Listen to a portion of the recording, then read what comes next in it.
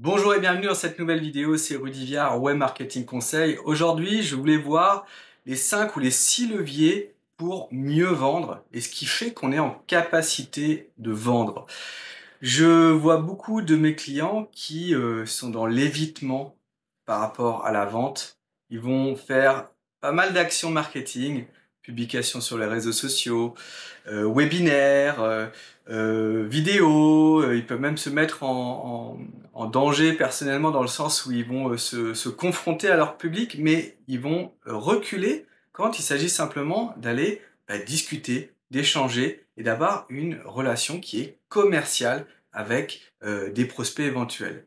Alors, pour moi, il y a 6 façons de devenir un meilleur commercial, un meilleur vendeur, sachant que moi, je ne suis pas un vendeur, je l'ai appris sur le tas, et au final, quand on suit les étapes, eh bien, tout le monde peut devenir vendeur. Il n'y a pas besoin d'être justement un vendeur de tapis ou être un requin, comme on dit.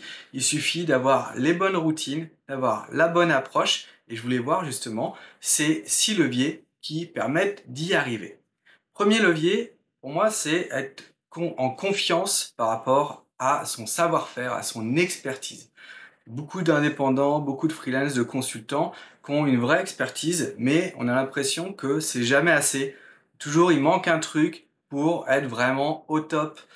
Et ça, c'est un syndrome de l'imposteur, je veux dire. Il y a des gens bien moins forts que vous, et il y en a sans doute pas beaucoup bien meilleurs que vous.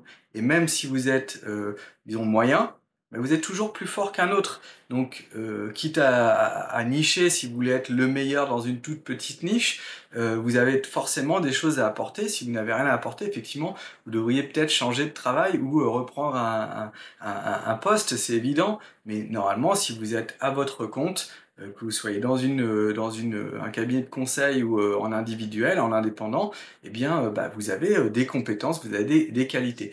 Et donc, ça sert à rien de reculer face aux clients en se disant moi mon offre est pas prête, faut que je travaille un petit peu plus, j'ai peur d'aller voir un tel parce qu'il va me dire non. Non, à un moment, il faut être conscient que vous êtes bon, et en tout cas le rentrer dans votre crâne. Il y a des gens qui sont au niveau basique en guitare, ils donnent quand même des cours parce qu'ils enseignent quand même aux gens qui sont un tout petit peu moins forts. Ils leur enseignent à jouer Nirvana qui demande 3 cordes et 2 accords et c'est suffisant parce qu'ils sont un niveau au-dessus de ceux qu'ils aident et donc il n'y a pas besoin d'être Jimi Hendrix pour être prof de guitare, sinon il n'y aurait pas beaucoup de profs de guitare dans le monde. Donc, prenez confiance dans votre qualité, dans vos offres. Une fois que vous les avez travaillées, elles sont prêtes. On ne peut pas indéfiniment les améliorer. Au contraire, l'entrepreneuriat, c'est l'amélioration continue, mais aussi confronter au marché. Confronter ses offres au marché. Deuxième levier, deuxième point essentiel pour moi, c'est de se sentir à égalité. Je ne vais jamais faire un entretien commercial en me disant que j'ai besoin d'argent absolument. Et pourtant, ça m'est déjà arrivé dans ma vie où j'avais 0 € sur le compte et en gros, les 4 000 € qui pouvaient tomber pouvaient changer pas mal de choses dans le mois. Moi, j'ai toujours pris en tout cas le pli de me dire j'ai pas besoin de ce contrat pour vivre et au contraire, c'est vous qui avez besoin de moi, c'est pour ça que vous me contactez, pour ça qu'on discute. Et donc, le fait de se mettre dans cette position, qui est parfois fausse, hein, je vous dis, quand il y a des salariés à payer, il faut rentrer du business.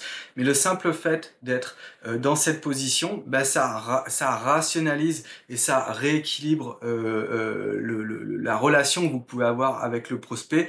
Et il faut quand même se mettre dans la tête du prospect. Le prospect, il va acheter une prestation, il va acheter un service, peut-être un produit, il veut être sûr qu'il fait pas d'erreur. Donc, s'il sent que ça bégaye, il sent que vous n'êtes pas sûr de vous, voilà, c'est 1 000 €, waouh, c'est énorme, forcément, ça crée le trouble. Vous voyez, les gros cabinets de conseil, ils vous font venir dans des bureaux de dingo, ils annoncent des prix à 50 000 € le midi site internet ou je ne sais quelle prestation et vous l'acceptez parce que c'est dit avec voilà, c'est nos tarifs, c'est comme ça et puis le lieu fait que on se dit waouh, si je suis chez eux, ça va être le top. Moi j'ai bossé en agence, peux vous dire qu'il maltraitait parfois les clients, mais le côté clinquant faisait que 30 000 euros la prestation de publicité Google Ads, bah, il l'a payé, alors qu'en vrai, un indépendant pouvait peut-être la faire pour 3 000 à 4 000 euros, ou j'exagère peut-être un peu, mais on est dans ces ordres de chiffres, hein, de grandeur. Donc, quand on achète, il faut réunir la confiance qui fait que bah, on a envie de vous acheter. J'ai 2 boutiques de robes de mariée avec ma femme. On va pas accueillir les gens dans une cave, hein. C'est des lieux qui sont beaux, c'est des lieux qui montrent. On n'est pas en train de démarrer, on n'est pas en train au cul du camion de vendre des robes de mariée. On est dans un lieu où on montre qu'on est successful, parce que si on n'est pas successful, le doute, voilà, mais peut-être que c'est une robe chinoise, peut-être que c'est en plastique, ce qui est normal. Bah, c'est pareil pour la vente de prestations.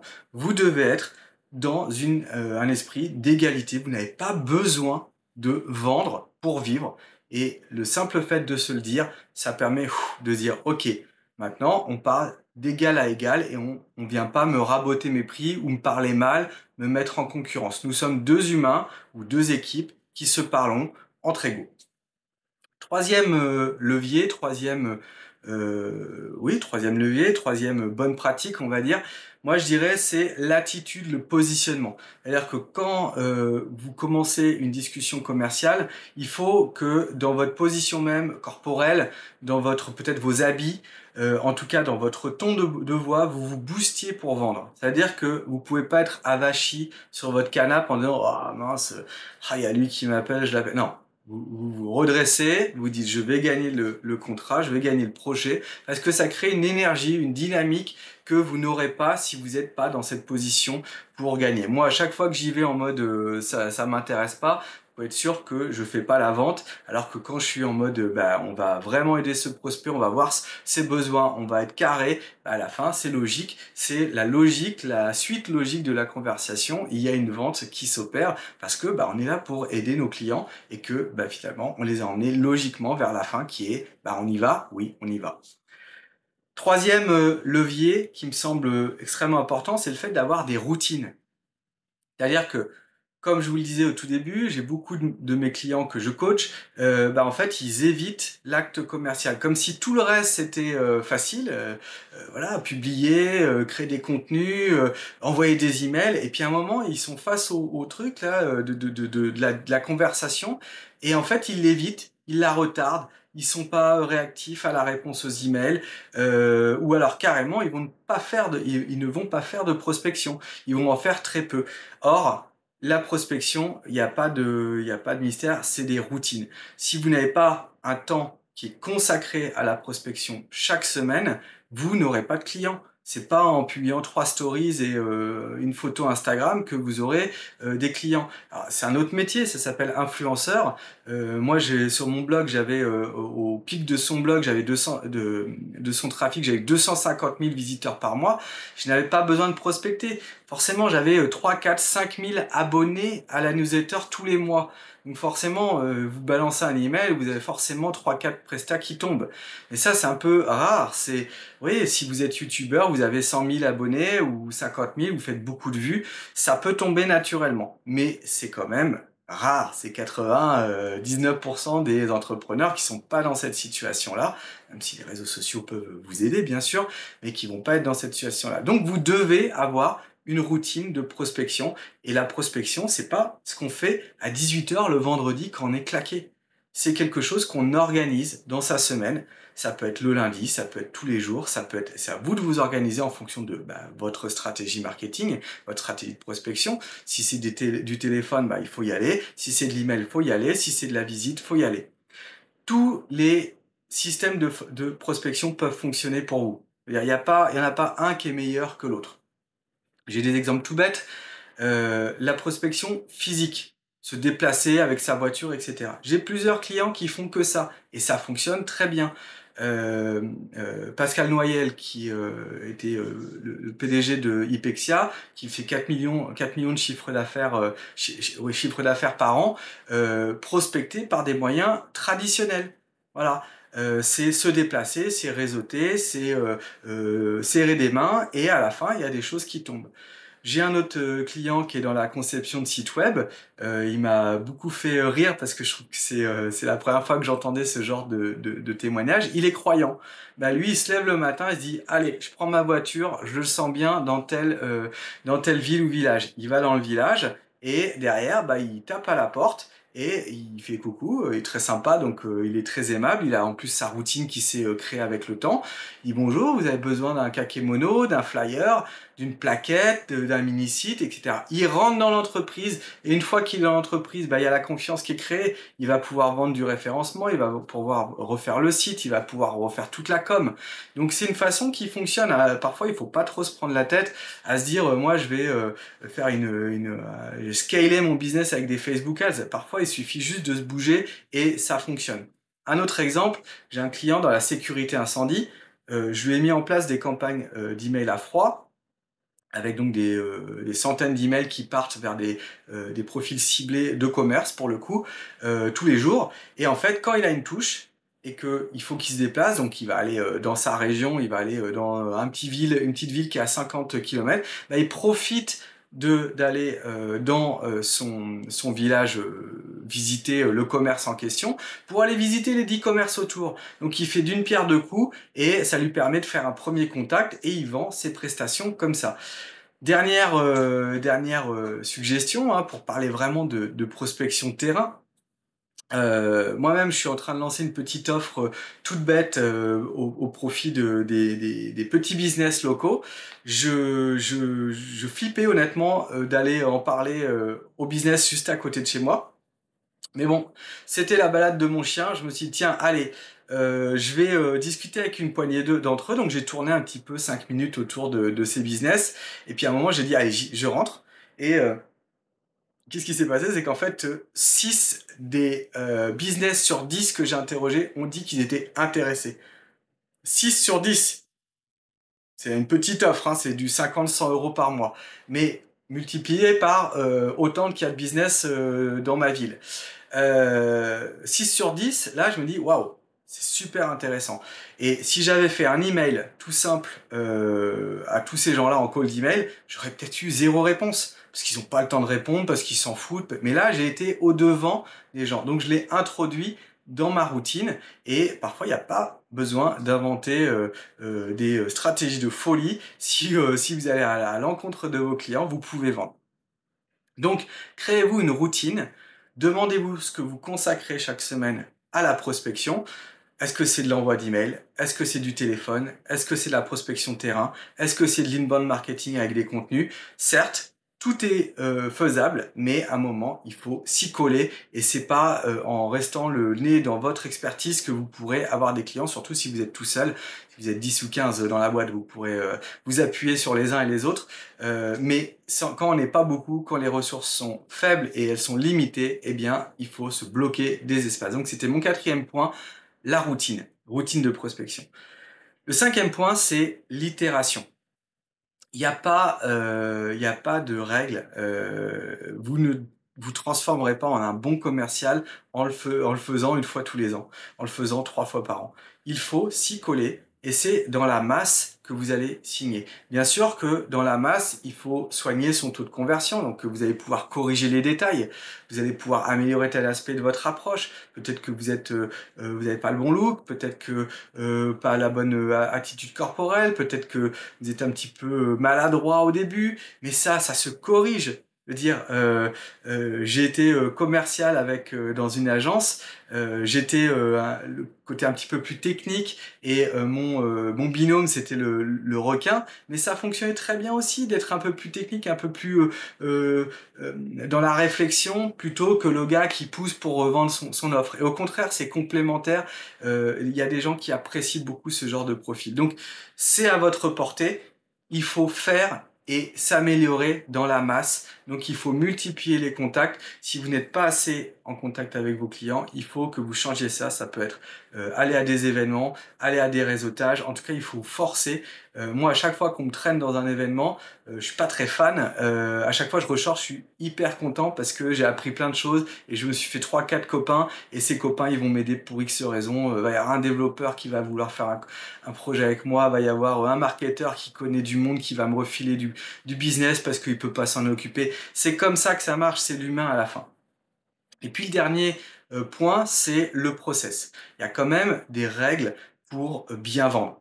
C'est des règles finalement qui sont logiques, qui permettent, moi j'appelle ça la vente conseil, c'est pas moi qui l'ai appelé comme ça, c'est la vente conseil qui est vraiment l'inverse de pousser pour vendre. C'est plutôt accompagner les gens dans leur réflexion pour qu'il y ait vente à la fin.